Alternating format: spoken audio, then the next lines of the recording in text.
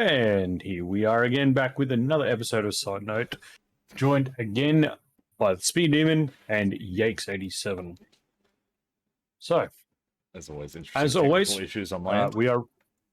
we are recording for YouTube purposes and for our channel there. So if you haven't already subbed and followed that over there, please click on the link in chat and join us on that one.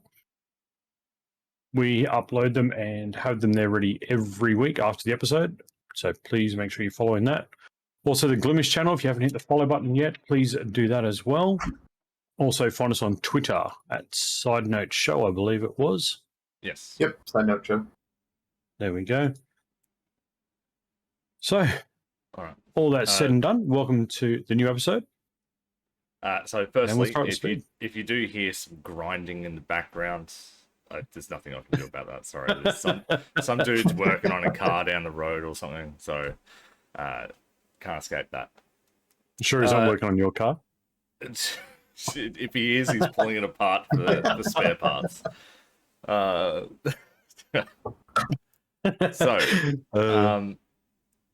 we'll kick off with an interesting thing. So, back on January 1st,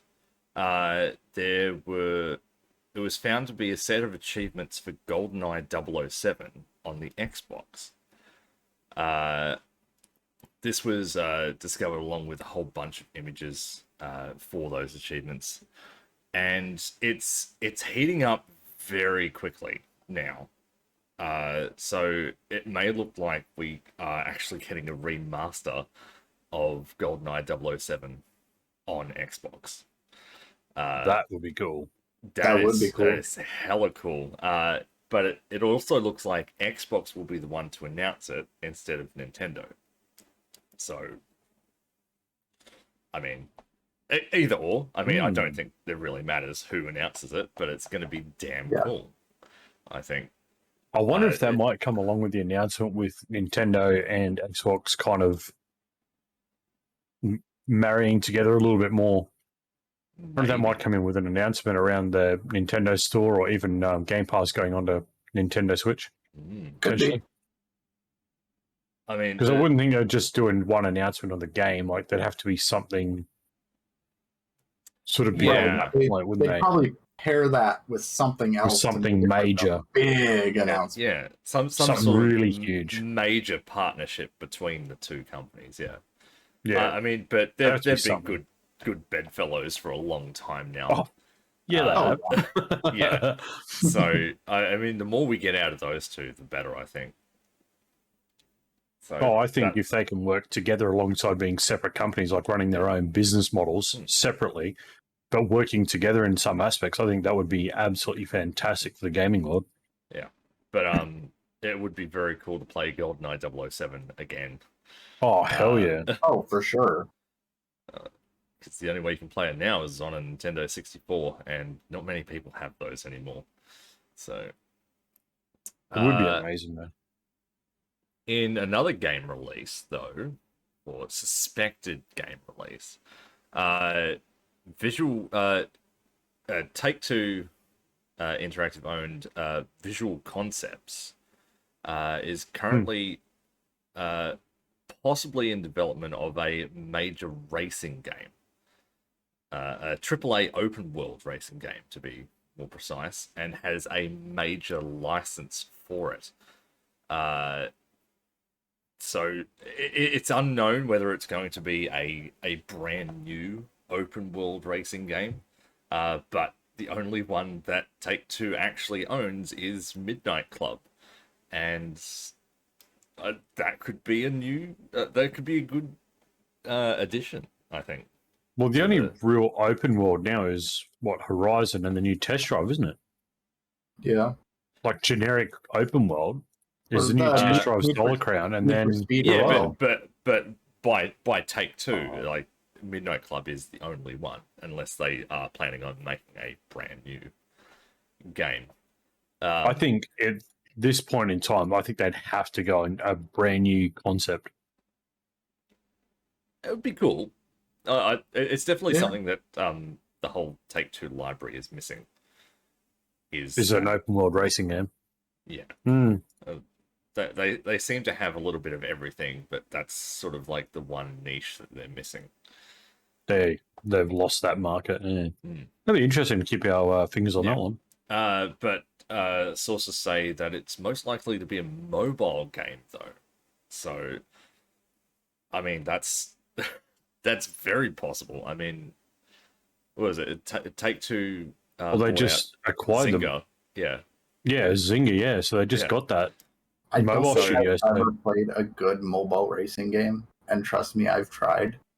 Yeah, well, I mean, you are the racing fanatic, so I we mean, would Yeah, it's- you to try racing. several mobile racing games and have yet to find one that's like, oh, that's really cool. I want to keep playing that for more than an hour. Yeah, but you got to remember it's a mobile racing game. It's not like a major thing. Like you've got I guess the small problem is- hardware. Like you've only got so much power. You can only put so much into the game. But I No, guess believe the me, problem is, how big an open world do you get if you're going open world on a mobile device? Like, it doesn't make any real sense. Yeah, it's because you're not going to be able to have a massive open world on a mobile phone. Because even like I've played some mobile MMOs as well, and those are still like small contained parts of a map that connect with each other, but you're never in that true massive open world where I can say, Hmm. hey, I'm over here, there's another town over there, I want to just seamlessly drive over there. Like Yeah. you're just not going to get that Forza Horizon experience on a Yeah. mobile.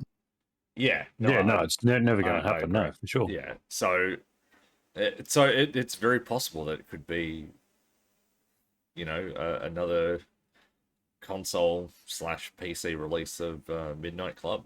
Maybe it's something they work with Zynga to create a mobile version of the same game, potentially. But it wouldn't be open world though. Well, it could to a like- certain degree, but not full-fledged open world. So, well, again, you just have to see what they come up with, I guess. Yeah, I mean, mobile Be a games are very open small. world.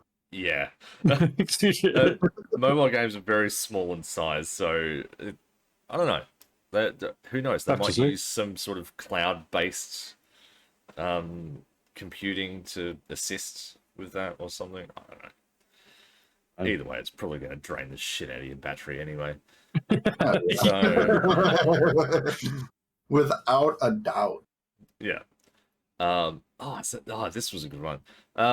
So a 16-year-old Russian teenager has been sentenced to 5 years in prison, all because he allegedly planned to blow up a virtual building in Minecraft. It's legitimately this is legit. This It's is not legit, made up. yeah, totally legitimate. Yeah. This actually Because it happened. They brought it under the cyber bullying or cyber attack type stuff. No, right. I think So that was the. Nikita Uvarov was sentenced behind closed doors by a military court in Siberia. He'll be locked up and served out, and will serve out his sentence in a penal colony on charges of training for terrorist activities, according to lawyer Pavel Shikov. Yeah, so it kind of falls under that cyber attack stuff. Yeah. Overkill for just threatening to blow up someone's house in Minecraft. This isn't the first time they've done it though. They've actually there was a plan. It was similar. It was basically in Minecraft again. It was a plan to blow up the whatever secret Russian agency there is now, like the building that they have, like in Minecraft.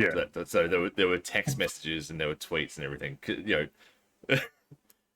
Consorting to this major act within a game, and it was the same thing. It was terrorist charges were laid against them. The thing with Minecraft at the moment, it is starting to become very popular with a lot of the main builders, and it's really not hard to actually like make, say, like in all respects to the US, but the Twin Towers, you can actually make them and understand each layer, what's there, and how to, in a lot of ways, you can actually work out how to attack the building. So by Russia putting this down and saying, hey, we're going to stamp this out no matter what, it's I guess in a way it's a good thing, but in a I way mean, you kind of look at it, it's a video game and it's a bit excessive. But yeah, if it does allow you to understand a network of sort of attack range, I guess, and what they could do with that, potentially you create a bigger disaster if you don't put an end to it and don't stamp it out. I mean, but we kind of live in a world where it's sort of mixed opinions. There's a massive grey area. So there's a lot of people who are like, it's just a game. What are you getting worried about? And then there are the other people who are like, games cause violence on our streets and yada yada yada. It's like, obviously, I mean, I don't think Russia's going to do whatever Russia wants to do. Let's be honest. Yeah. Like, they will, they will crack down on this shit, and that's just a normal day for them. I think the line that they're trying to get to is like you can't, like in the pandemic especially, you can't recruit through the normal agencies of sending people out to recruit for your little networks. I guess we'll call them networks because I don't really want to use cells and shit like that in it.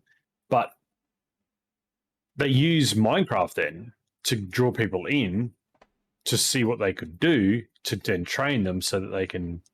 Do you know what I mean? Like you say that there's the people that say, video games cause violence, and then you got the people that are saying, it's just a video game. But you've also got those people that join those two together and say, hey, we can train using this because they just believe they're playing a video game, but we're understanding how they would attack that building or how they would do this. So, I mean, it's a double-edged sword. I mean, like you said, you've got that, it's a video game side, and then you've got the side of, what do you do? So, yeah. I guess Russia's just taking a stand and saying there can be no cyber any threats at all, really. I mean, well, they're obviously looking at that saying, it's as basic as it is. It is a plan of terrorism, basically, like in a very basic sense. Yeah. But I did read recently that another terrorist group, I believe, was using Rainbow Six Siege to recruit members. Yeah. So that's. I mean, it's possible. They get blazing. They do get blazing with their attempts to get people hooked and all that kind of stuff. Yeah, it's very possible, but crazy Russia. Now, all right, we'll throw this in.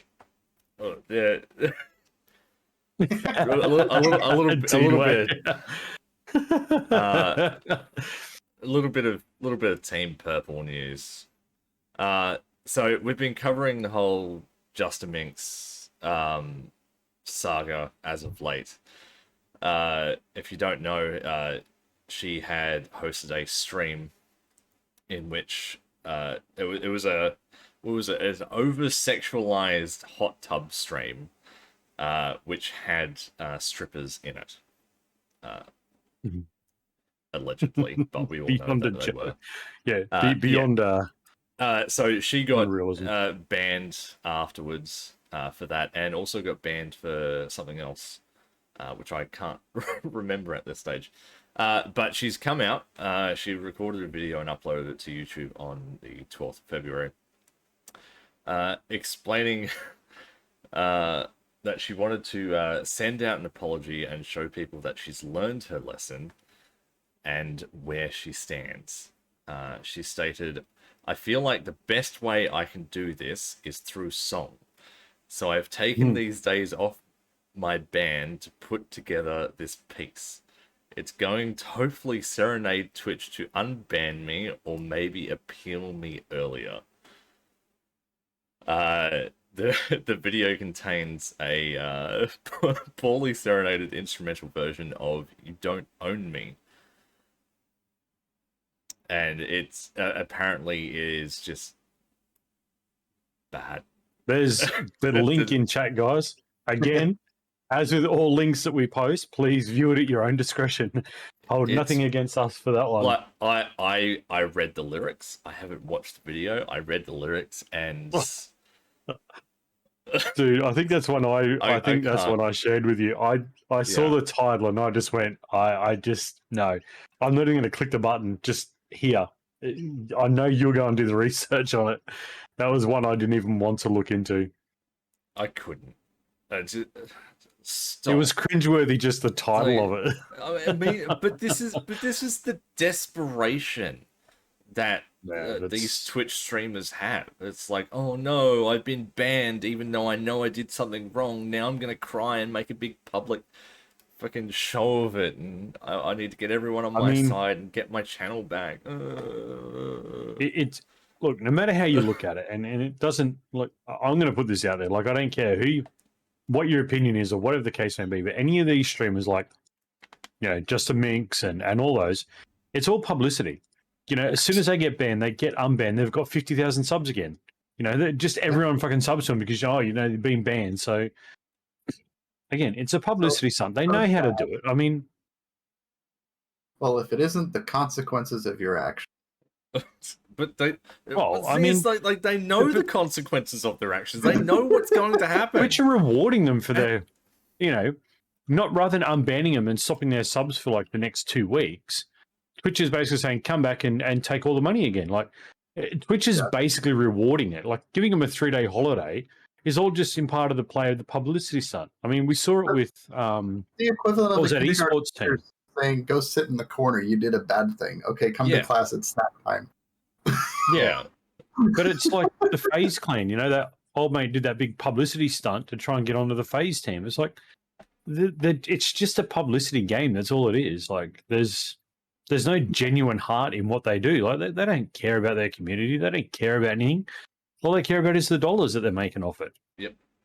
Yeah. That's all it is. It's one big publicity stunt. I mean, you take look at Pokemon. The nipple slips and the oops, I just showed my boob, and they know exactly what they're doing. They like to push the line. It's publicity. Yep. It's free publicity.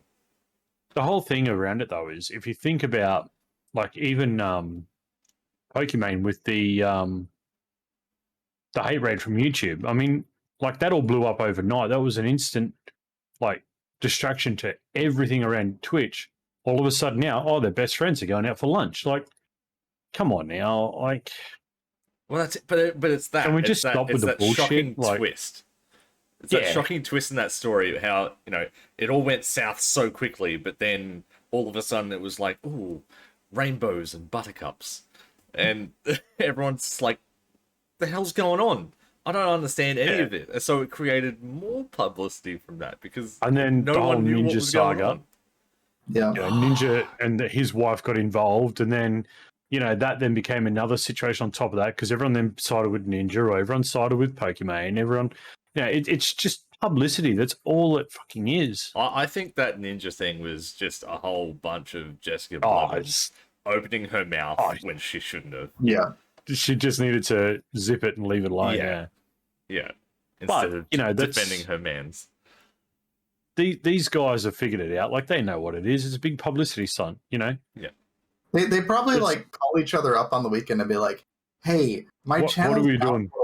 Can you get mad at me real quick, and then I'll get mad at you, and then both of our numbers will skyrocket next week. Can we just do that real quick?" Like, that's probably what they do.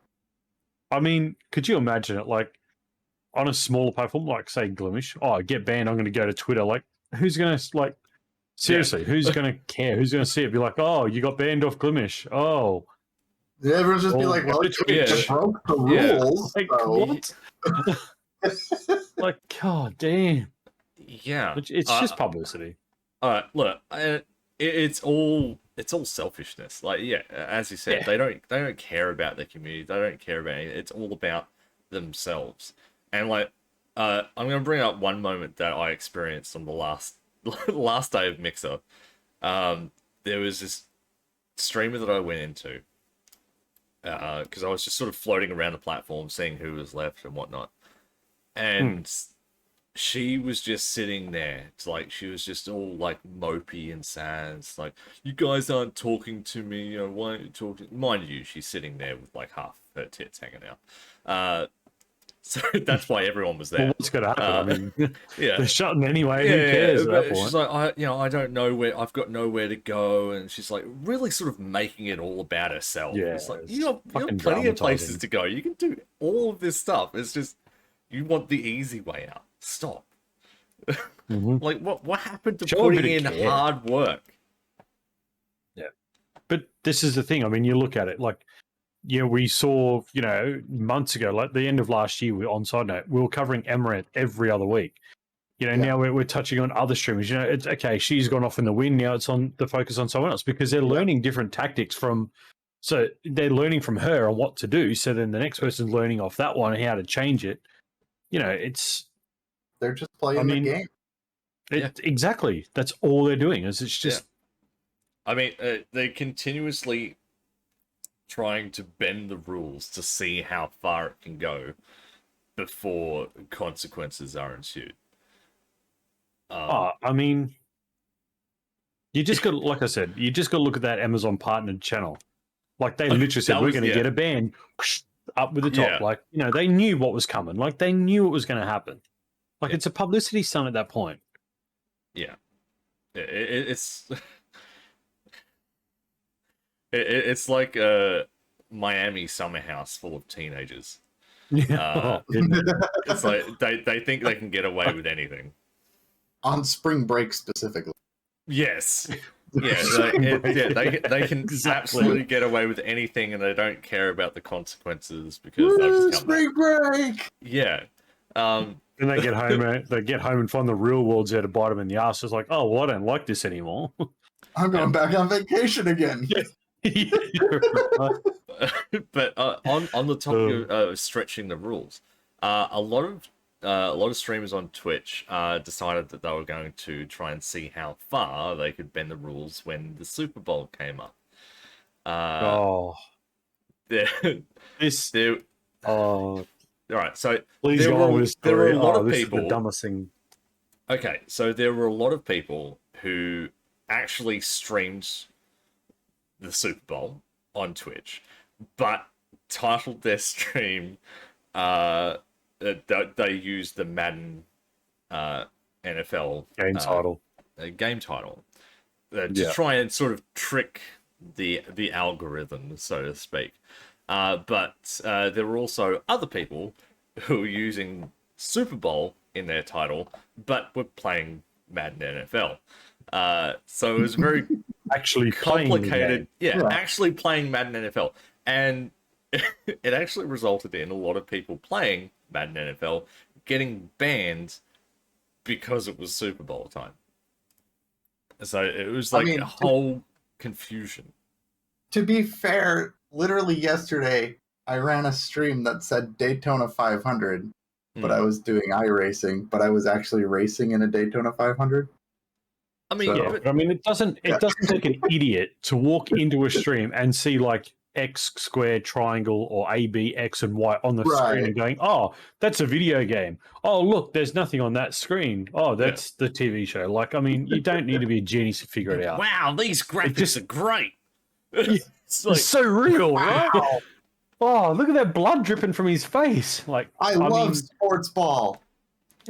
Yeah.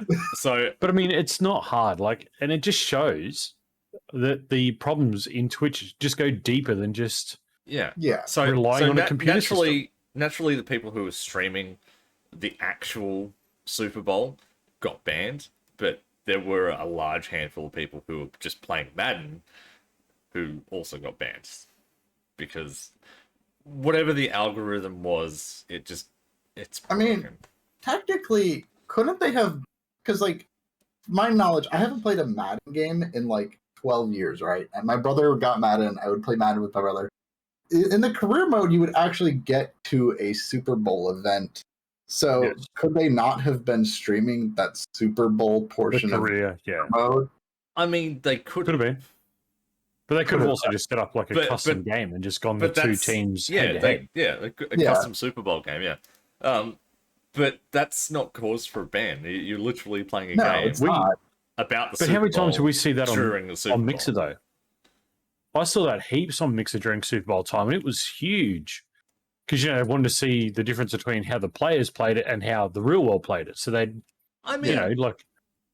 that's fine, but you can't rebroadcast a live broadcast. No, that's right. But what I'm saying is, on Mixer, I know for a fact on Super Bowl weekend, we would see a lot of Super Bowl streams. They weren't Super Bowl as in the TV. They were actually the game being played in those custom formats. Yeah, you know, like they were playing and then they'd have like the halftime break. They'd simulate the Super Bowl in some ways. Yeah. You know, because people want to watch, like, okay, so how are they playing certain things versus how they play certain things? Yeah. You know? No, Yeah, it's just nuts. Twitch has got so many issues. Like, it's just busted ass. But is it not also just the way you get views on any social media platform is with clickbait? Yeah. If clickbait algorithms weren't so good, you wouldn't see people trying to clickbait their streams on Twitch, which would lead to this problem in the first place. Exactly. But then this also stems back to the DMCA. If they did their job properly, they would be able to tell the game versus TV show. Which means the DMCA is still broken to beyond recognition, where we still can't get a decent answer out of the DMCA. Well, it makes you wonder then, because with these Twitch bans, was it an actual person who was enforcing these bans, or was it just people reporting the channel saying, "Oh, they're playing the Super Bowl"? Well, most likely was a master. But again, it was just an automatic ban. But again, it's not up to a platform per se to ban someone for broadcasting a TV show. That's up to the DMCA to lodge a takedown request. So even if someone had reported it to Twitch, that still doesn't give Twitch the almighty power to ban the channel without an actual takedown notice. Well, the only way that channels technically can be taken down is if whoever's broadcasting the event at the time is scanning these live social media platforms like Twitch, and they're just looking at stream and be like, "That's our Super Bowl report." Yeah, this is. But then they still have to show proof to Twitch but they have to show proof to the platform that they are the owner. Yes. But that by is the how time they have to do it. But by the time they got all that done, the game would have been over anyway. Yeah. So I think Twitch has done this a lot on their own back without any real... Well, that's where streaming like, sort of comes into its own sort of area, where it's just this really grey area and no one knows what to do with it. So we kind of know the rules around DMCA, but DMCA really doesn't apply to live stream content because it's different than pre-recorded content, because that's where most of the DMCA rules sort of sit. So the only way to get reported for your DMCA content is for said publisher of content to catch you in the act of doing it. That's right. And act accordingly then and there. That's right. So again, that's going to be awfully hard to do on somewhere like Twitch, where there's thousands, and I mean literally thousands of people that were doing Madden. Like there was so many people. I mean, well, the thing is, like YouTube, right? They now have everything in place where even if you're live streaming and it catches, copyrighted material, it's going to shut that stream down. So because they've got all the stuff there, they've got everything there. They've got a whole fucking database of all of this shit. It's amazing that Twitch doesn't. Like how come Twitch doesn't? It's the largest live streaming platform around. Because it's Amazon. And yet YouTube has done a better job at detecting DMCA content. But YouTube is Google, isn't it? It's owned by Google. I understand. So Google would have already had their back. See, Google being the search engine would already have had their legal team already have all that funneled into their system anyway. Yeah. Amazon, however, being more of a store, we just take the product and we sell it. We own that. That's not our problem. We just own it. Instead, we make penis-shaped rockets and send them into space. yes. And put stupid people in them. But yeah, so ultimately, you've got two different fields there. You've got like a search engine that would obviously have to have the legal nous for, what they can and can't use, all that kind of stuff, versus Amazon, where they just ship product. You know, they're just a store. Yeah. They're just a storefront. They don't have any product there. They just ship it out. It's like, I mean, but it wouldn't take much to, like audio, for example. It wouldn't take much for the live stream to be sort of listened in on by software, and pick up whatever copyrighted material is in that stream. That wouldn't take much at all. You wouldn't think so, but the problem being, if you think about some of the songs that you may listen to, like if you look at some of the streamer worthy music, they're still the same song. They're slightly tweaked, or they've got a different note about them. They're not the same thing. So the computer would pick up that, oh, that's this song, but even though it's not that song, like it's do you know what I mean? It's close enough. Yeah, they'll be like, oh, it's close enough, but then you've got the fight of, oh, but I wasn't playing copyright media. This is what I was using. So the DMCA just doesn't work. I mean, end of story. It doesn't work. It was proved with the Madden weekend or the Super Bowl weekend. Everybody knows DMCA doesn't work. It's just a law that allows these media corporations to just steal profits from other people. And that's their only purpose. That is the only purpose of DMCA. Yeah. And like, don't use our stuff. If you do, we're going to take it. Yeah. What I always say, like, you DMCA on pre-recorded content.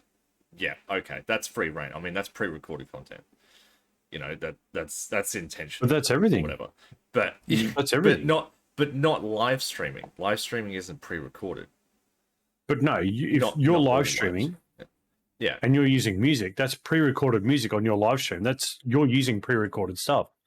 Yes, but so what they're getting to isn't. It doesn't matter. That you're still using pre-recorded content.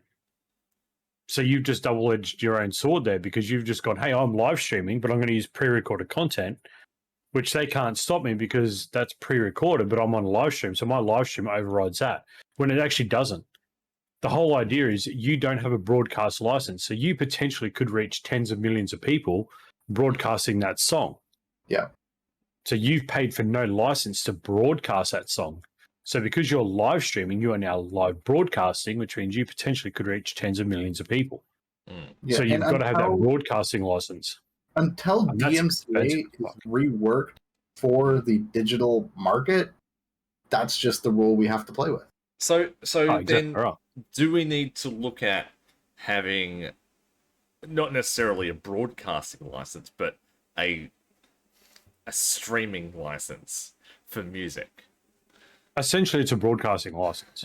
Essentially, but this is what we spoke about last year. We need to have in such a thing, like, say, for your Apple Music, your Spotify, your whatever your subscription you use for your music is, they have to be able to put in there for $2 or $3 a month extra. You can cover your live stream, and you have to register your live stream channel. Yeah. Yes. So, for Yates, if he wants to do that use with Epidemic Sounds. Yeah, that's what I'm saying. So if he wants to use, say, the Michael Jackson collection on his stream, then he has to register that, he's using that collection on glimesh.tv/Yates87. Like, he has to register that thing in there to say, okay, this is the channel. That way, they can look at the channel and say, oh, yeah, he's on that right channel. If he then goes to Twitch and uses that, well, he's now in breach of his license. Yeah. Yeah, because he doesn't have the license for that on that platform. Yeah. So I think that's what we've got to do. We've got to, somehow the DMCA has got to be written that your subscription for music, and this has to be through a subscription. So it's got to be like Epidemic Sound, Spotify, things like that. I think even YouTube has some sort of subscription music service as well.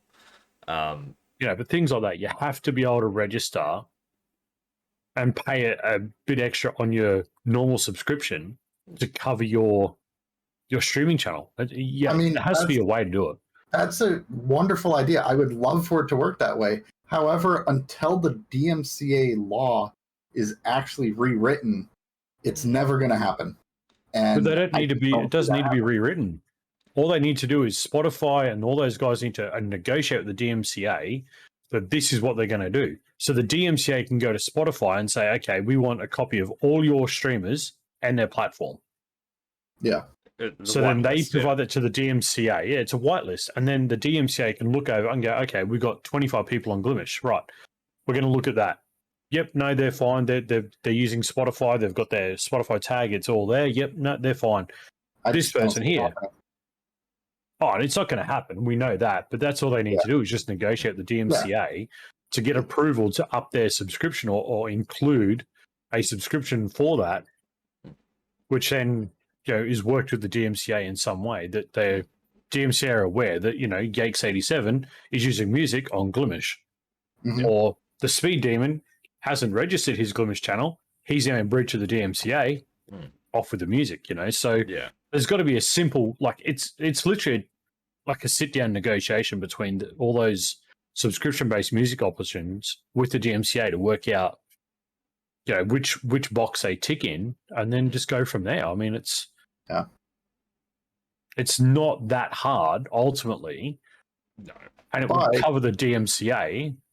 The thing is, a lot of legal probably cuts into the profits of the record company, which is what they're not going to do. And they're the ones who are going to be jumping up and down about all of this DMCA shit, saying, "Oh no, we can't change it. No, don't do anything like that." No. Here's the thing, though: they're not making a profit from shutting the streamer down because they issue a takedown notice. They can't claim anything off that. They can only claim off the third takedown notice. I'm pretty sure. What they do though is breaching. It's uploaded videos and content that they then claim and steal all the ad revenue from. Yes. That's where the main issue is. Like, they shut down the live streams, and then when the videos show up on YouTube and things like that, they're like, that has 10 seconds of my song in your hour-long video, so I'm going to take all of your ad revenue. Yeah. Yeah, pretty much. I'm not sure it does on YouTube. On YouTube it does. Anything that comes up as a music claim, it will take all of your ad revenue. It doesn't matter. It doesn't matter what it is. On YouTube. Yeah. Yep. It could honestly be 10 seconds of audio, and they will find it like that exact 10 seconds. Like, it is crazy how well it works now, and that's it.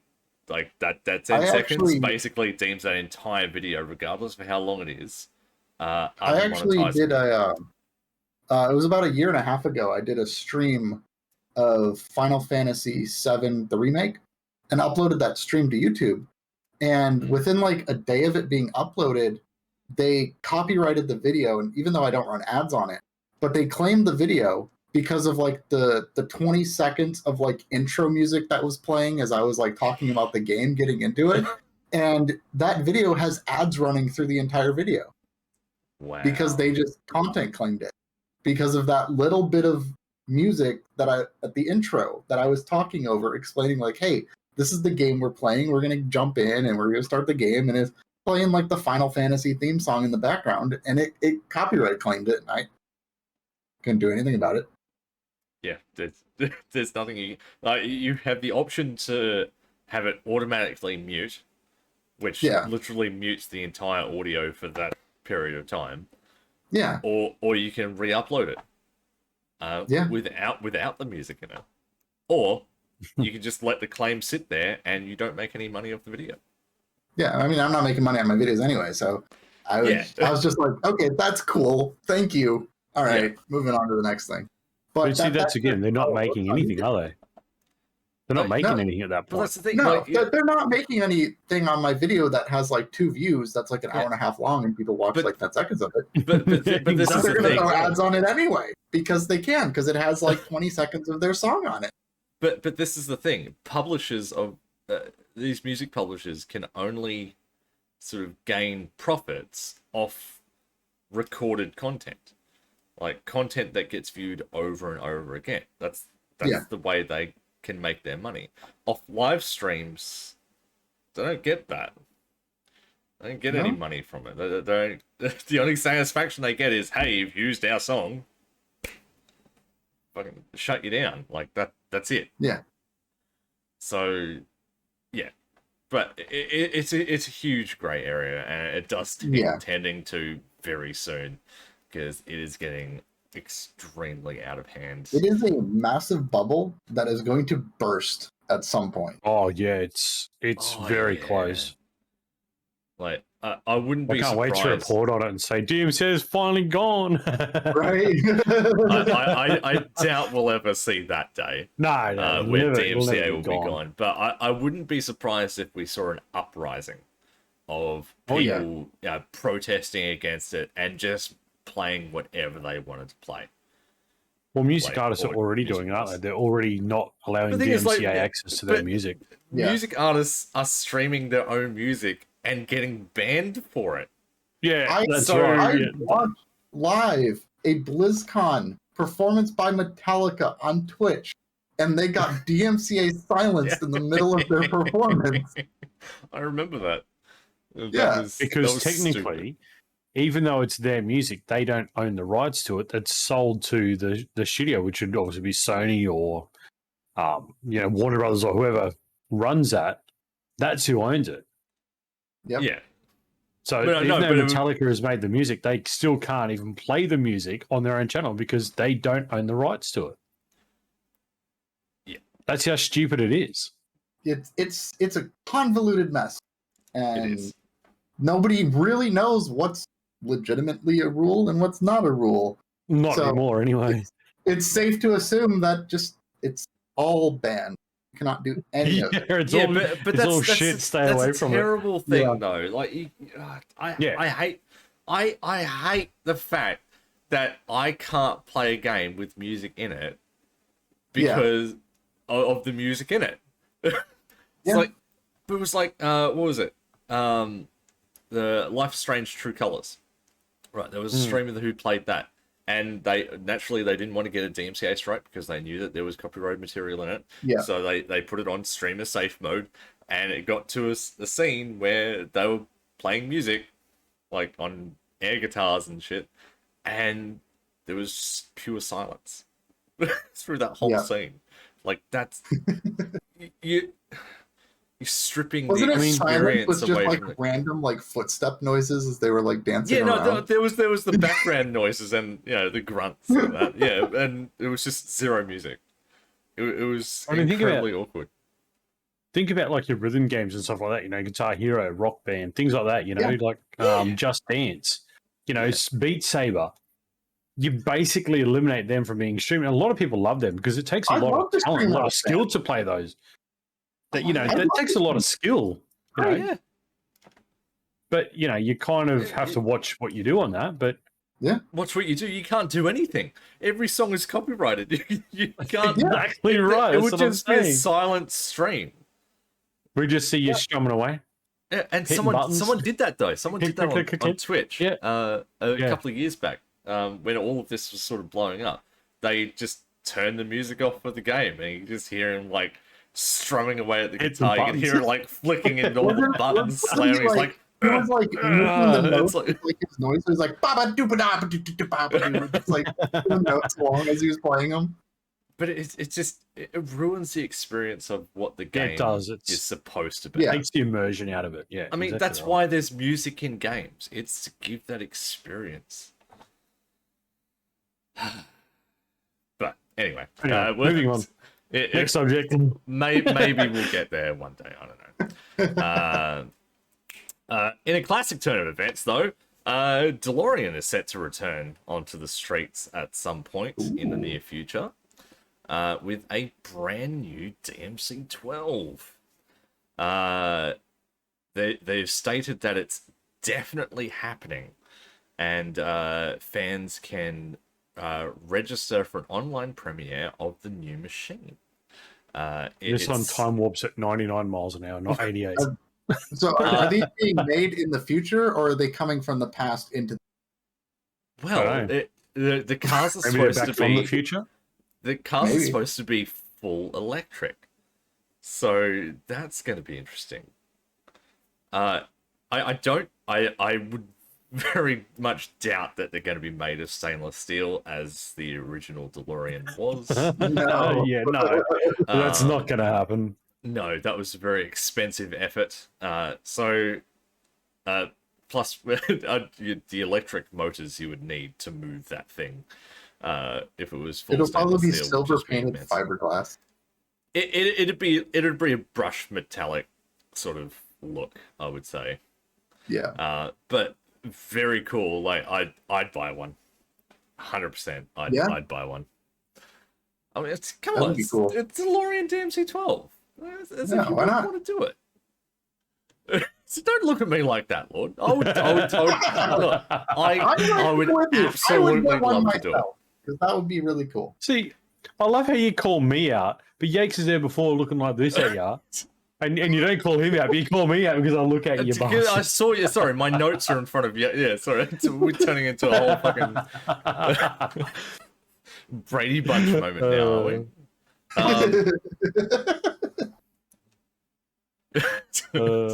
I'll just like cover Yakes up. Oh, well, at least he's getting rid of that that thing on his face. Don't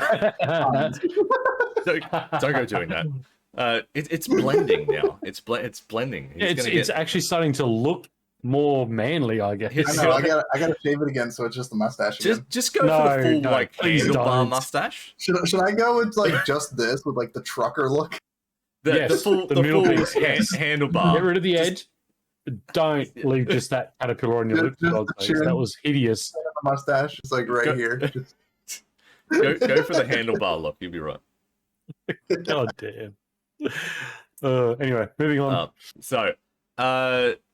The Uncharted movie has just recently come out, and I'm gonna go see that.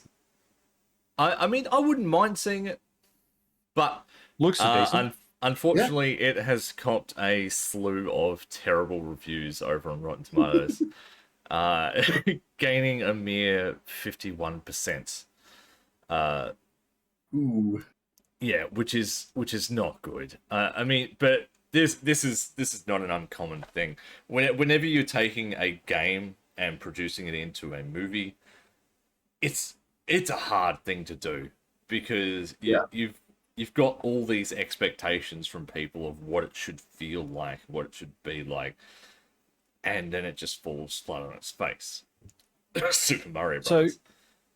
So do we see an issue here where people are comparing too much rather than just taking it on its own merit? And I'm going to point out another one here. It was kind of like a game to movie, and I know it's going to touch a chord with somebody in the chat. So I just want to touch a few little things first. Do you think we're comparing too much, from a game where we're physically the player to a movie where we don't actually control the character versus what's going on in the thing?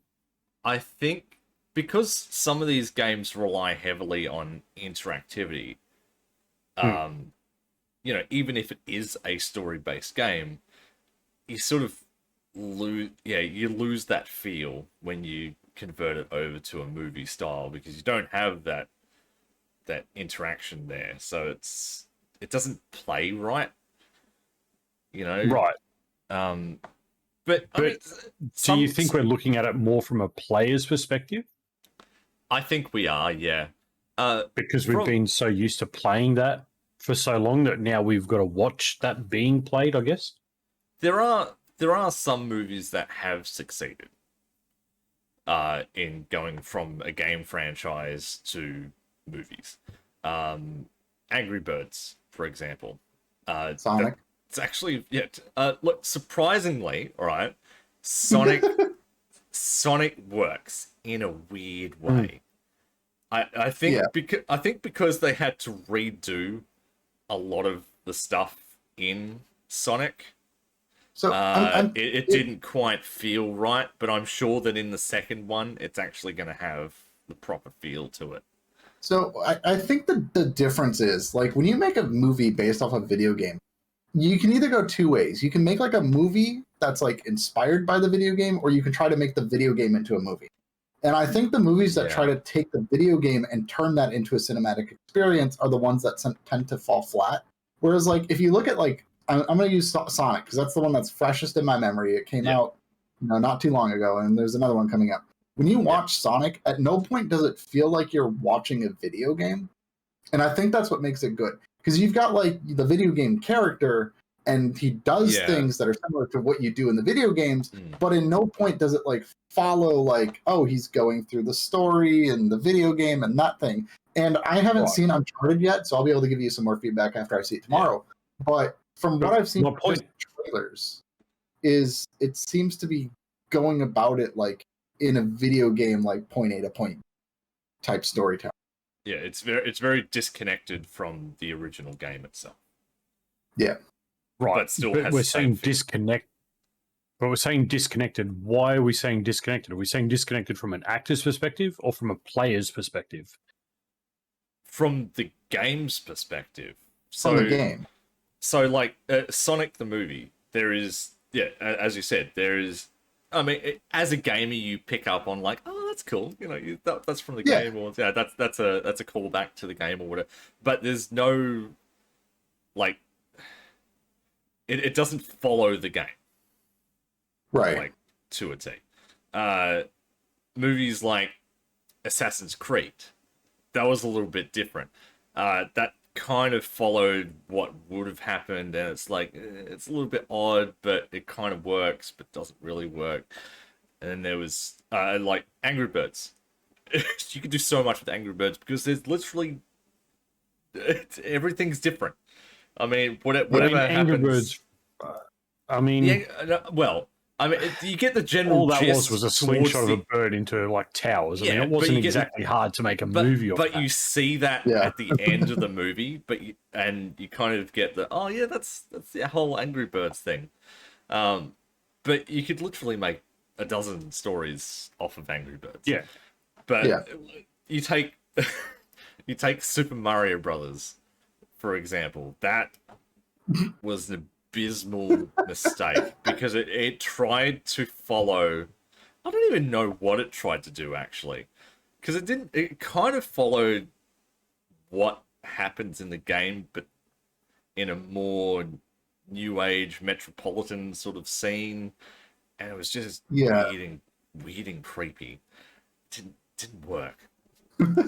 But I just get a feeling when it comes to, like, movies from games, they instantly, before they even get shown, they just get hung out to dry. It's just like, everyone's like, oh, I played the game for 10 years, they're not going to match the game, it's just going to be shit. Like, straight away, they're just shut down. It's just like, I think if you took the player out and took the game out and you just looked at the movie, the movie, how is it made, how is it produced, how is it done, would it still get the same bad reputation? Super Mario Brothers was still fail at the box office. Just going to point out that's one.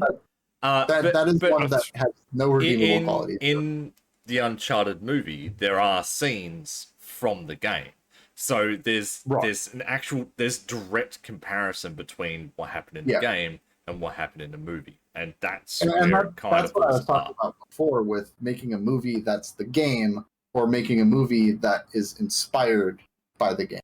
Yes. Yeah, and I think that's what they need to do more of. I want to touch on one game that was a movie, which personally, once I took the player out of it, I really enjoyed. I don't know if it's going to trigger a chord with Yakes, but World of Warcraft. No, that movie was great. That movie was great. The way once you take the player out and you actually look at the movie based on its own merit, it's fantastic.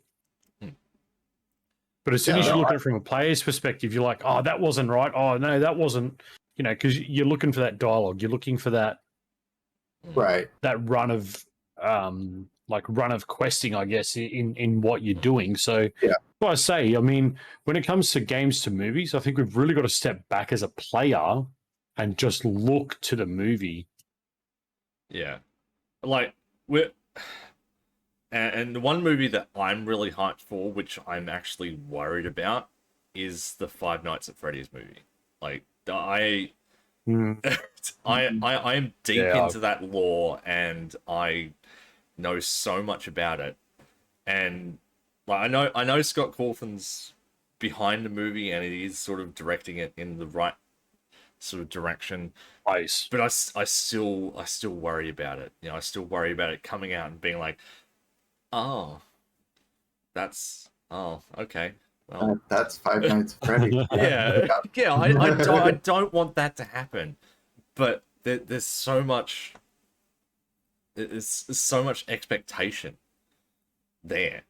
Yeah, as you know, a gamer who has seen the whole franchise, you sort of you have these expectations. Then the movie comes out, it's like, oh well, that was kind of garbage, really. So what a waste of time.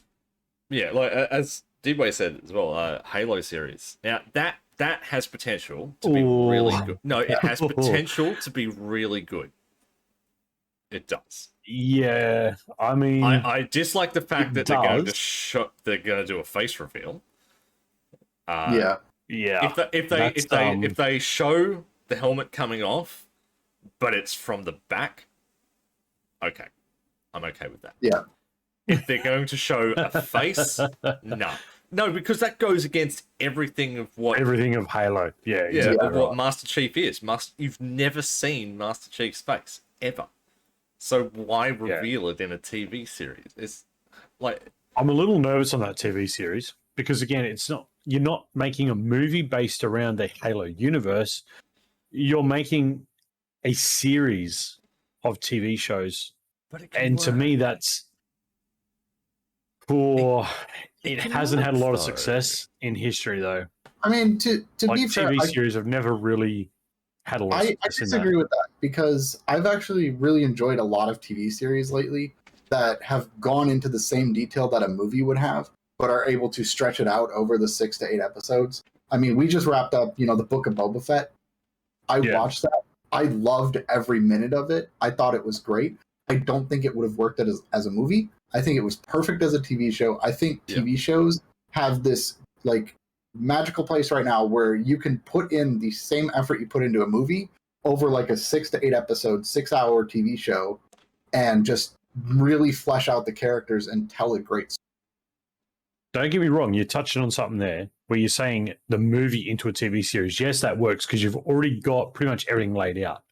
Yeah. But when you're taking a game and you're going to turn it into a TV series, it's never had a series. It's not like it's been a series Right. of, like, it's not like a Telltale alright, series. So Halo has been game after game after game.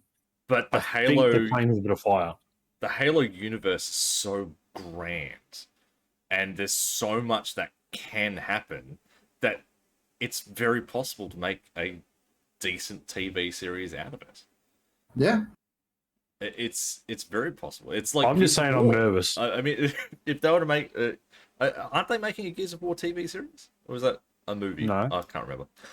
I think they're doing a movie. Yeah, see, But I think that's been put on ice as well for now. Yeah, but for that series, a movie works well. For Halo, because of how expansive it is, the series works well. It's just trying to find that media for it that is going to work. I'm just saying I'm nervous for it because there's so many things that could go wrong. Yeah. That it could just like crash and burn. And that's what worries me because Halo is such an iconic piece. Well, let's just remember we have a brand new Super Mario movie coming with Chris Pratt and all that. Well, the bar to be a good Mario Brothers movie is not very high. So yeah, I was going to say they don't have a big bar to jump. I mean, yeah, but it's concerning. That concerns me because they've already done a Super Mario's movie before. But the bar is like 10 feet tall and like 6 feet tall, and you have to walk under it. That movie has to come out and it has to just hit with everyone because we all know what the franchise is. We all know what it's like. Yeah, it just has to just click with everyone and it just drags you in and you just feel like you're there, kind of thing. Like you want to be a part of the whole movie. Like it has to have that feel, or otherwise it's just going to crash and burn, and it's going to be the same mistake that they did the first time. But speaking of mistakes,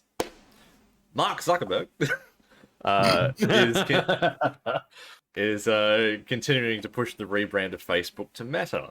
As the company pushes new values and goals on both employees and the public, Zuckerberg is ensuring that everyone is on the same page about what Meta is.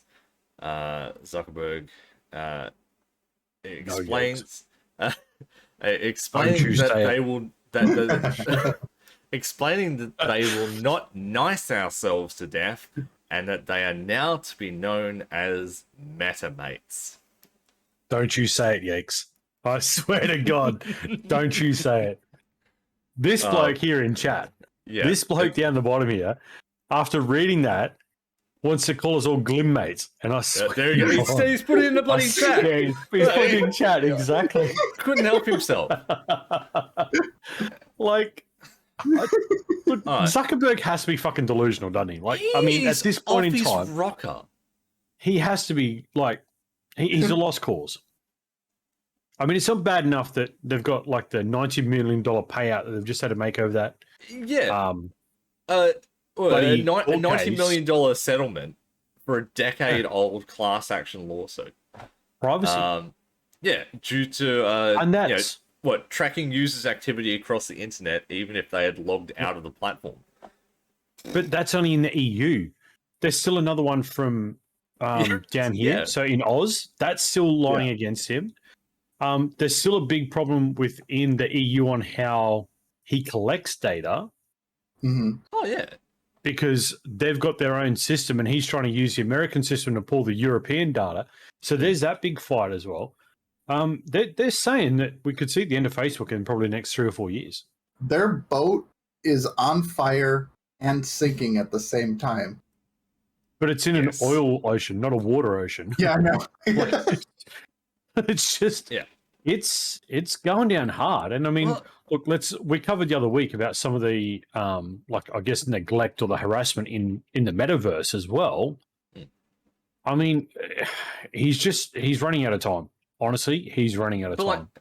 You can see that, he's absolutely 100% dedicated to the metaverse and wants to push everything into it. He's investing millions of dollars into the metaverse, yet at the same time everything else is falling apart around him, but he's like completely blinded to what's going on, and it's just like everything's better.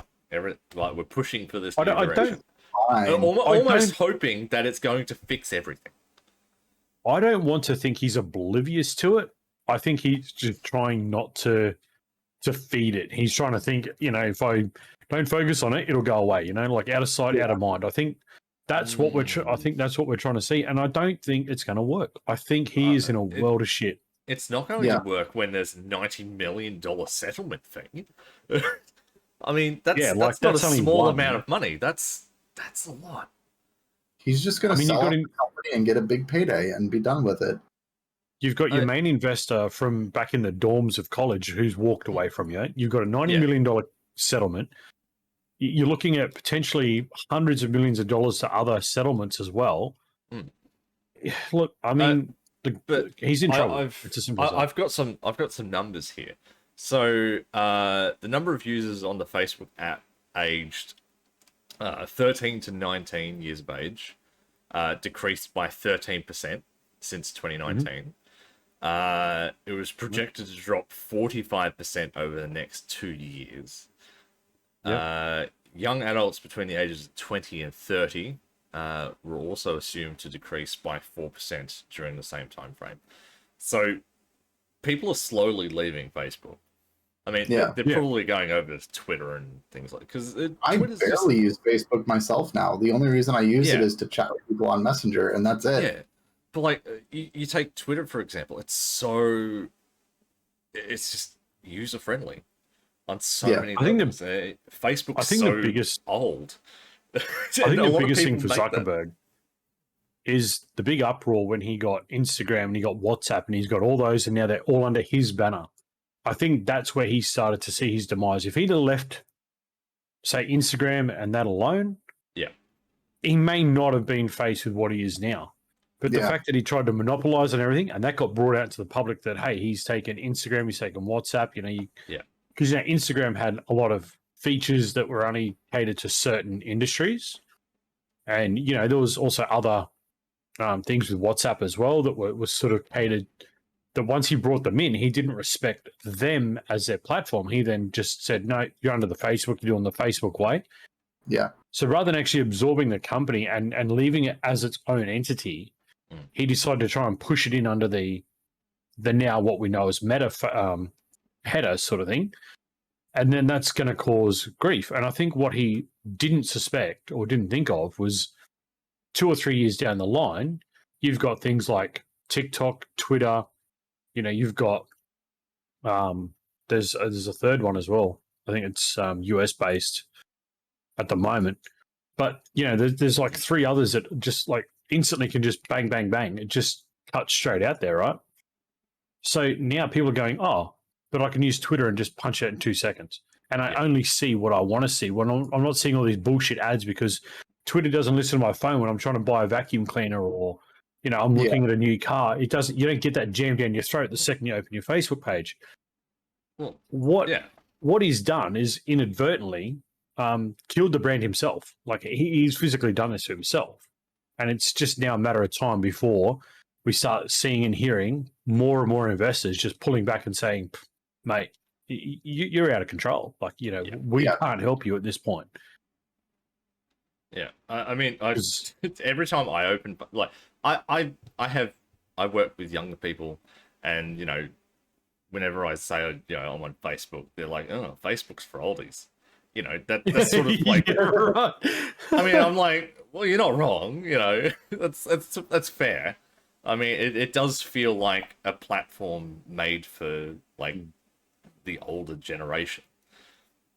It's no longer a social platform; it's an advertising platform. Yeah, but I just like the fact that I open Facebook and it doesn't show everything in chronological order, like the way that Twitter does. So it shows the most recommended posts first. Yeah. How does it know what is recommended to me? Because it's listening to your phone. You're taking my data? Come on. Yeah. Like, That's stop exactly doing what he's it. doing. I don't care about recommended posts. Like, I will get to it eventually. I will happily just scroll down for a fucking hour until I see everything. Just don't. I was going to say, let's see. Don't do it. If there's vacuum cleaners on here now that I mentioned it. No, not initially. It'll be there later, I can guarantee it. I hate that. I hate the fact that I can go to... It's like, I went to the Aussie Broadband website the other day, and I was looking at plans. Yeah. Lord, you were with me. And now, on YouTube, that's all the ads I see now. It just that's it. And I see all those ads on Facebook, and that, like, I hate that. I hate that I can't do anything without it having repercussions. Facebook was a seriously good social platform. It was good to share with your friends and your family. You could post pictures. They could see pictures of, like, if you had a new child, or if you're in the hospital, you could see all that. It was kind of like lifetime shit. Then it started to become, but I can make money off ads. And then if I put in 2 ads, I can make more money. And then I make 10 ads. Yeah. To a point now, it's just basically an advertising platform. You scroll down, you see sponsored. Yeah. Oh, look, a friend posted something, sponsored. It's just ridiculous. And it is. But this brings on the question, I guess, of, if Facebook does go down, will Facebook gaming go with it? Oh, 100%. Yeah. There's no question about it, because it's still a Facebook entity.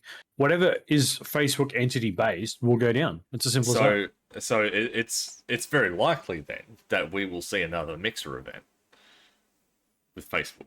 I find that quite probably, yeah. I find that extremely ironic.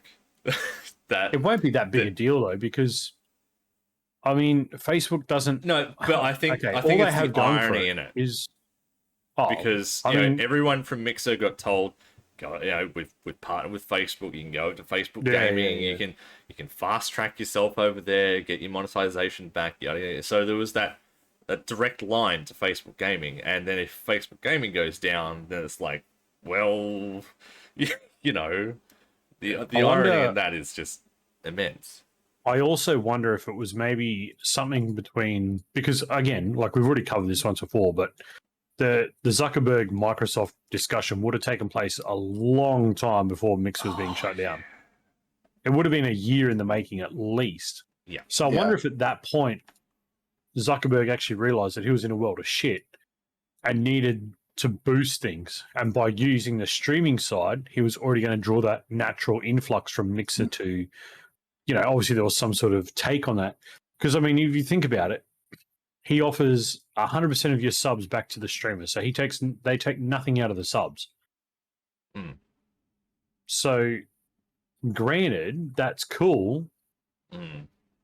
But where is the platform sustainability coming from? Yeah. He's not really doing anything with the platform. No. Like, it's still got like a 15, 20-second delay. Yeah. Right. That delay over there is mega. It's ridiculous. But they're focusing on the metaverse. Like that is what they want to do. But it's gonna, metaverse and metamates. That's what they want. That's what set the ship on fire, was the metaverse. I think that's what really ignited the ship at that point. Yeah. Well, because if you think about it, like they were just kind of like lurking, like in the background. Facebook was just kind of doing their thing, and then all of a sudden he's like, Meta, and then now everything's in the spotlight, and everyone's being like, you know, you're kind of not doing things very good over there, Mr. Zuckerberg. You know, I reckon everything started with that fucking haircut of his. Did he ever buy the name Meta off that other company that was trying to register it? Because I've never seen anything on that. Like I haven't seen any confirmation that he actually paid for that. Didn't that go quiet? Wonder what happened there. Yeah. Very interesting. Yeah. I mean, we're going to have to keep an ear to the ground about that one, because we just need to bring MySpace back. It'll solve everything. No, I'm quite happy without MySpace. It's fine. Fuck. I mean, if we're gonna bring back MySpace, let's bring back MSN Messenger and shit like that. Of course. Yeah, Glimesh. Yeah. Hey, you never know. I had to. I'm gonna go hang out on Glimspace with my Glim mates. Right. Oh god. Right. I'm moving on from that. So, on a completely different topic, a new Super Mario 64 speedrun has been achieved with a crazy time of 6 minutes 27. It is a starless run. And if you've ever seen a starless run of Super Mario 64, wow. Like, it's inhuman. It's bizarre. But apparently that time is 2 seconds faster than the previous world record. So, if you're interested in that, by all means, take 7 minutes out of your day and watch that stuff. It is mind-boggling. Yeah, I'm not much for speedrunning type watching people. No. I love watching, like, ridiculously fast speedruns, because they break the games in ways you never thought possible. Like, especially Super Mario 64. I like legitimate speedruns where people actually just play the game, but really fast and optimal. I'm just not a fan of like the glitching through it's all that. Yeah. But, yeah. I mean, there are others. That's one speedrun. The Starless speedrun is one. I think there's a 5-star speedrun, there's a 15-star speedrun, and there's a full 50-star speedrun and that. So there's actually a different website. Yeah, there's different categories. Same with There's actually a Mario website Kart. for all the fastest speedruns. Yeah, it's the same as Mario Kart. I mean, every game has the different categories of speedruns. There's legitimate speedruns, then there's glitch speedruns, then they're all there. But speedrun nonetheless. I mean, 6 minutes 27 is crazy. In a company that's in no way making a speedrun is Nvidia, with the RTX 3090 Ti. 3 weeks late after its proposed due date, Nvidia has said nothing on the matter at all. They don't need to now. They're the most valued company over Facebook. So they've already won the battle. They have stated, we don't currently have any more information to share on the RTX 3090 Ti. but we will be in touch when we do. They're the ones releasing it. How do they not have any information on it? It's like, they have Obviously, no they're idea behind when in they're doing production. it. You want delusional? Nvidia is delusional. That they are the Are we sure epitome. Are we sure the head guy of Nvidia wasn't Zuckerberg's right hand man for a while? Oh, mate, they could have been bed buddies for all we bloody know. It sure seems like something's joined there between those two. Just The Nvidia ship started burning, and then Facebook joined ship as well and says, "Hey, let's burn my ship." Yeah, why not? It's just crashing. Firstly, the 3090 Ti should not have been a product to release in the first fucking place. The fact that it's past its due date and they're not sharing any information about it at all means that they're having problems producing that product. Yeah, exactly right. 100% So, at what point do they be like, "Oh, right, well, we tried, we couldn't get enough yields for the products, we're cancelling it." Maybe all their resources have gone to the fucking metaverse for Zuckerberg to make his bloody meta dream. No. Jesus. All the graphic enhancements he's going to need. All the AI that the metaverse is going to use. AI shit. Meta AI. Yeah. So is it going to be like the Nvidia mates as well? Oh, please, I hope not. In an interesting turn of events, though, EA has blamed Halo Infinite for Battlefield 2042's failure. No, Yeah. EA. No, EA. Absolutely No. not. No, you fucked your own game. You did this to yourselves. Yeah. You released a bad product. I think the initial thing is they were trying to compete to get out before Halo Infinite was a thing. So they were trying to compete with it. That's absolutely. where they're saying that's it was because of Halo that it. So rather than just saying, "Hey, look, we're not going to get this out. We're going to take 6 months longer, make sure we've got it right," they tried to rush it, get it out before Halo. It was a burning hot pile of shit. Then Halo came out, everyone just ditched it and went to Halo. Well, naturally, everyone was going to go to Halo Infinite. I mean, if it wasn't Halo, my game would have been good. No, it wouldn't have. It still would have been garbage. But I do wonder if they had. It's stupid though. Like none of that makes any Imagine trying to plead your case. It's like my game wasn't successful because a better game came out at the same time. Yeah. Why not just make your game better? Well, see, what they failed to realize is Halo was built over 4 years. Yeah. Maybe At longer. least. Yeah. So they took a long time to make it. With Battlefield, they only had 3 years, and during that was 2 years of the pandemic.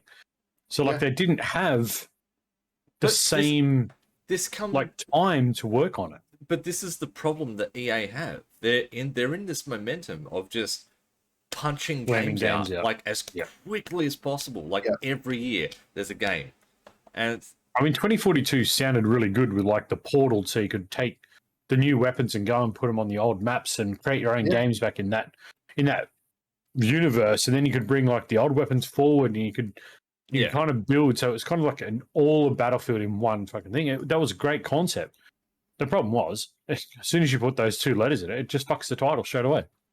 Yeah. EA just has a habit of screwing titles over. They do.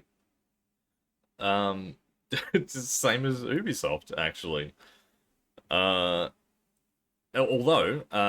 speaking of Ubisoft, they have released their latest sales earnings, and it's all actually good. They're actually making money, considering their latest affinity for NFTs. But interestingly enough, they have come out and stated that they have no plans on selling right now, but are open to entertain the idea. So, possible future buyout? Maybe? Sony, probably. Who would want to grab Ubisoft, though? No one wants Ubisoft. I mean, you take Activision Blizzard, you get rid of like the leaders out of there, and you restructure that entire unit. you've got a good studio back on deck again. Yeah. You take Ubisoft, where do you, like, you'd have to pretty much burn it to the ground and rebuild it Absolutely. because Yeah. it's just a constant problem there. Like, Yeah. I mean, Ubisoft have this incredibly bad habit of just destroying the essence of whatever game that they've made. oh, 100% they do. I Yeah. don't remember the last time I ever played an Ubisoft game. Last one I played was Uno, but you know, Uh, but yeah. a lot of their games are they're forced online games. Like you Yeah. have to Yeah. play online with other people, and I mean that's okay depending on the game, but not everyone wants that. There's no No, sometimes you just want to chill and do a single player or a yeah Yeah. a campaign style. Yeah. They did The Crew, didn't they? Did Ubisoft do The Crew? I think they did. I think I so. think so. Yeah. Yeah. Like you look at the Crew was all right. I mean, as a concept, it was good. Like the first game actually kind of worked. And then it got to the second game, and it's like, well, it's exactly the same as the first game. Like, there's nothing new here. They just expanded the map by like 10%, I think, and like that was really it. It's like, what are you doing? You may as well just Wasn't the Crew expand it on the 2 first game. Wasn't the Crew 2 the one where you could drive your car off a ramp and then turn it into a boat and then Yeah, you could hot swap between different vehicles. boat, plane, and car? Like, Yeah, what the so hell? like, yeah, you could be driving along, you'd be like, Why? I want to fly now. You just change into a plane, off you go. And then you're like, I want to be a boat. And you hop in a boat, you just free fall down to the ground. Yeah. I mean, it was an interesting concept. It kind of worked. But they didn't really add anything to the game. And But that's, it wasn't. that's what Ubisoft Yeah, sort it of wasn't. do. Like, I look at all of Ubisoft's Is Ubisoft games and I'm behind? like, Is Ubisoft behind Riders Republic? It might be. oh, You checked it out yeah, I don't know. because that game is But actually they really were good. behind Watch Dogs, and Watch Dogs is a highly They are reviewed game. Yeah. Well, they developers are. is Ubisoft and Riders Republic. Yeah. Oh, now I don't want Riders Republic. So they've taken that car, boat, plane, and they've turned it into like bike, ski, wingsuit thing on mountains. So that kind of makes sense. Yeah, but like Riders Republic kind of works. Yeah, it does. It's Yeah. very popular at the moment. Yeah, I mean, it makes more sense if you ride a mountain bike off a cliff and then hop into a wingsuit and kind of glide down. That makes a little bit more sense than driving down Main Street and being like, I just feel like flying now.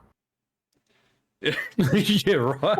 yeah. Like I mean, that's what we used to do when we were playing it. That's what we would do. We'd be driving around, and be like, I need to get over there real quick. I just hop in a plane, off you go. You know. Well, can you imagine playing Need for Speed, for example, and like, oh shit, I'm turning up to a corner. Oh, I've missed the corner. Hit the plane, fly over the building, get the car back, and keep driving again. Like, Yeah. What? No, come on now. No, but you couldn't do that in races though. You can only hot swap whilst you're in free roam. So that, yeah. But Ubisoft have a terrible habit of ruining games, and whoever does buy them out, yeah, absolutely needs to do a full overhaul of whatever they do. Hey, lady makes a good point there, mate. You need that in ATS. Right? when the It's stuck AI in traffic, breaks in just front fly of you, over. Yeah. Yeah. Sorry. Yeah. Back to regular programming. But onto an interesting game now. Psychological thriller Martha is Dead is heading to Xbox on the 24th of February.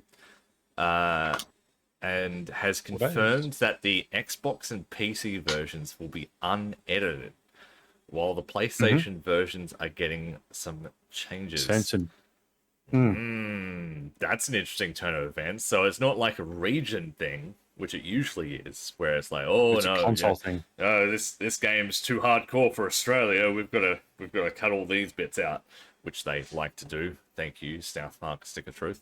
South Park, yeah. I knew where that comment was coming in. But there've been other games. I mean, like Hotline Miami got banned over here completely. Like you cannot buy that game over here. But interestingly enough, Hotline Miami 2 kind of slipped through the radar. I think it's because they made enough subtle changes to the algorithm or the base of the game that it wasn't the same. So it kind of fell underneath that category rating. Yeah. So the game is being described as a horror title, but rather a dark first-person psychological thriller set in 1944 Italy, in which you set out to find out what happened to a woman called Martha, whose desecrated body is found after being drowned. It's said to feature a dark, multi-layered narrative which blurs the lines between reality, superstition, and the tragedy of war. That sounds like an awesomely terrifying game. I would happily shit my pants playing that game. Jump scares. I mean, I've played psychological thrillers before, and like Layers of Fear was a psychological thriller. That game was awesome. That game was just terrifying. But it was awesome. But it's very interesting that it's unedited on Xbox and PC, but PlayStation are the ones that are cracking down on it. That seems very odd to me. Like, why? There's no real reason to it. I mean, PlayStation, like we spoke a few weeks ago, they're now making PS4s again, not PS5s. Like, does this come as a shock that they're trying to downscale games or like censor the games a bit more? I don't know. Yes and no. I don't know. It seems kind of counterproductive to the system of what they offer. Yeah, because what was that? What was that other one? It was that story-based choice game that released on PlayStation quite a while back, and like that was a horror game, and that was gruesome too. I can't remember what it was. Looking at Yates' screen. What was it? Man of Medan? What? Was that it? I'm just looking at your screen. Trying to see what you're looking at. I think it was Man of Medan. That was a story based story choice based. I think it was, yeah. Horror. Yeah. And some of that was pretty Didn't they hardcore. do a couple over there on the PlayStation? They did. Yeah, couple, they did. Didn't they? Yeah, it was a series of games. Yeah. Like there's one that came out recently, or it's coming out, called House of Ashes or something like that. Yeah, that was that's in that universe. Yeah. Yeah. And like that's pretty hardcore. So it's weird that they would bring out games like that and then not. I guess it depends on how much of a psychological level they're going to allow. Because some of those psychological games go pretty fucking deep. Oh, like, I'm not going to lie. Some of those games go really deep. And some just are like, oh, yeah, look, oh, shit, you know. Yeah, but let's be perfectly honest. The game is going to be rated R. So yes. It's going to be 18 plus, regardless of what's right. So the PlayStation may not want that kind of level of psychological involvement. They may want to scale it back a little bit. I'm just saying it's very unusual for a gaming system to restrict for sure. what goes onto it. Instead, like, because it's usually regions that, because every region has its own sort of no policy on what can be shown in games and that. So I think PlayStation, though, because it could be like in the store and stuff like that as well, like it's going to be a big push. They want to try and make sure it falls under a certain point, even though they're going to put a higher rating on it. They still want to make sure it falls under that, not over that. They kind of a lot of that with PlayStation is like they pull underneath the line, but they still put that, like I said, the MA15, they still put what's normally just an M, they make it as an MA15, and then, the MA15 stuff goes under the R18 type deal. So they're always under, they're never over, even though they're within that category, if that makes sense. Yeah. Interesting. Like the R18 is the benchmark, so you can't really go over that. You've got to be under that sort of thing, rather than being like, okay, so here's an R game. We're going to make a whole list of games above that. It's they've got to make the games under that category. So I'm wondering if that's what they're doing on this one specifically, because it sort of goes too deep. Push the envelope too much. Yeah, yeah, just pull it back a little bit. It makes no sense. Yeah. Like, don't get me wrong, it makes no sense when you think of a category. You think, oh, okay, I'm there, so I should be able to play this. But then you're going to have the people who will do like, hey, this is the Xbox version and this is the PlayStation version. This is what you're missing out on.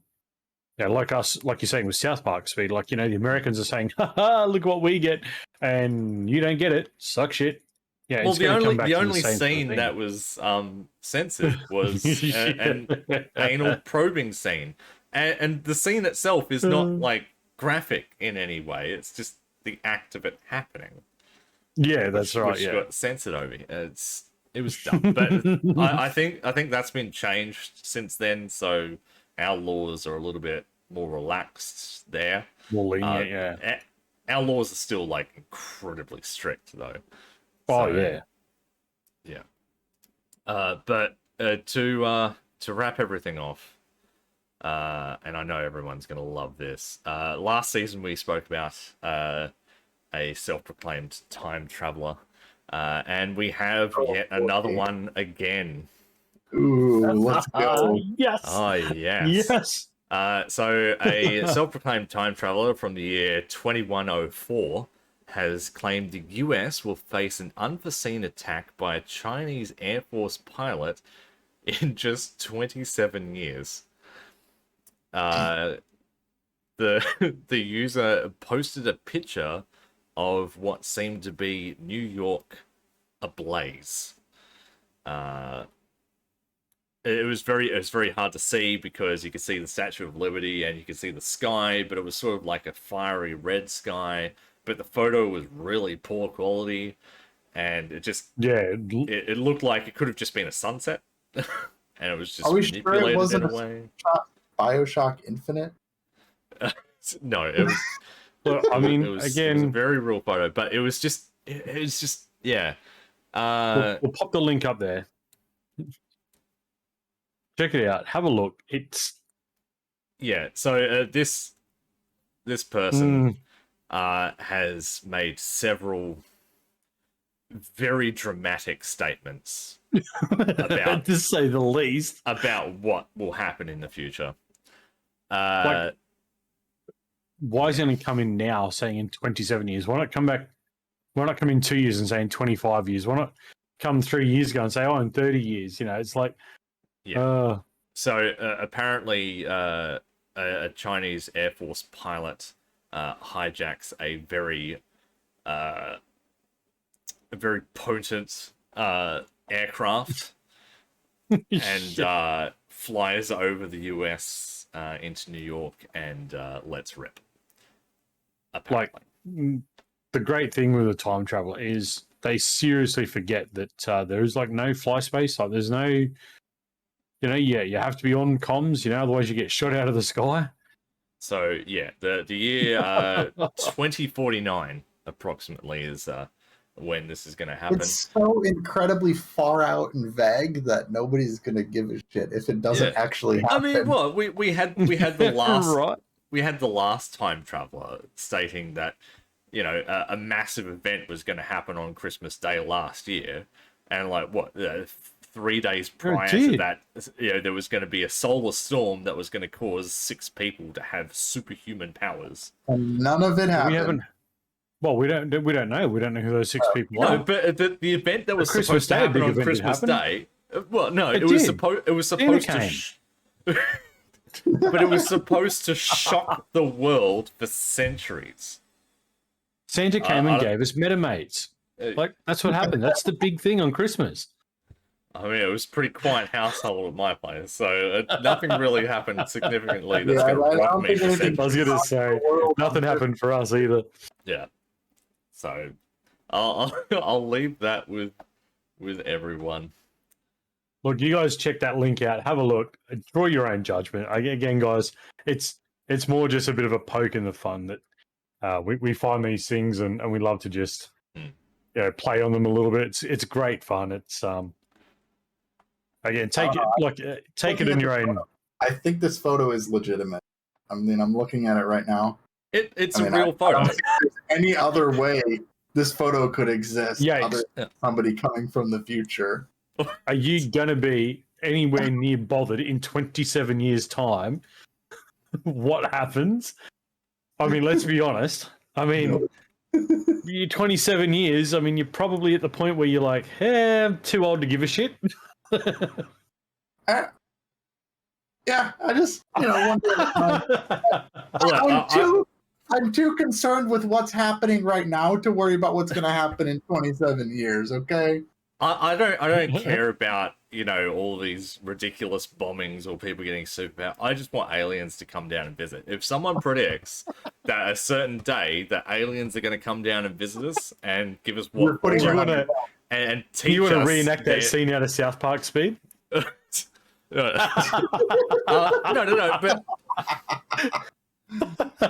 only on my OnlyFans. No, but I would much prefer to have a date where aliens come down and visit and enlighten us about all the stuff that we're supposed to know about, rather than people getting superpowers by some strange solar wave. Hey, that's the perfect opportunity to start a new platform called Only Aliens. Look, I mean, maybe they had plans on coming down to visit us, but they've just looked at how we progress and went, nah. No, fuck it. It's not even worth it. Just stay away. Not touching that. That can just stay over there. We'll start something new over here. It's all right. Yeah, we're going to go and show them the ways, but all they want to do is lick microphones. They're a lost cause. Yeah. But anyway. All right, guys. We're going to wrap this up this week. Thank you to everybody for turning out on Glimesh and also YouTube. Thank you so much. Make sure you hit that subscribe button. Be notified when we go live next. Now, joining us next week, we have a community guest. You guys will want to tune in for that. It's going to be a very awesome episode. And don't forget, if you guys want to be on the show, put it up in the Discord. Come join us.